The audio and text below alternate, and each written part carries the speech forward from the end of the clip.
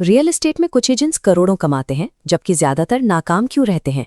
50 साल तजुर्बे का निचोड़ ये है कि कामयाबी सिर्फ प्रॉपर्टी दिखाने से नहीं मिलती, बल्कि इन चंद साबितशुदा उसूलों पर अमल करने से मिलती है जो हर कामयाब एजेंट का राज है। पहला उसूल, किताबी बातों के बजाय किसी कामयाब एजेंट के साथ काम करके सीखें। मार्केट के रेट्स और कानूनी मामलात का अमली इल्म आपकी असल ताकत है, जो सिर्फ फील्ड में मिलता है। दूसरा उसूल, अपने दिन को हमेशा 3 हिस्सों में तकसीम करें। नया क्लाइंट तलाश करें, मौजूदा क्लाइंट्स की खिदमत करें और अपने काम को बेहतर बनाएं। ये तवाज़न बहुत ज़रूरी है। तीसरा उसूल, फॉलो अप, फॉलो थ्रू और फॉलो बैक की आदत अपनाएं। डील के बाद भी राब्ता बरकरार रखें। क्लाइंट को खास महसूस करवाना मुस्तकबिल की सेल्स की सबसे बड़ी जमानत है। इन तमाम उसूलों का एक ही मकसद है, क्लाइंट का एतमाद जीतना। याद रखें, लोग प्रॉपर्टी नहीं, आप पर एतमाद खरीदते हैं। ईमानदारी से ताल्लुकात बनाएं, दौलत खुद आपके पास आएगी।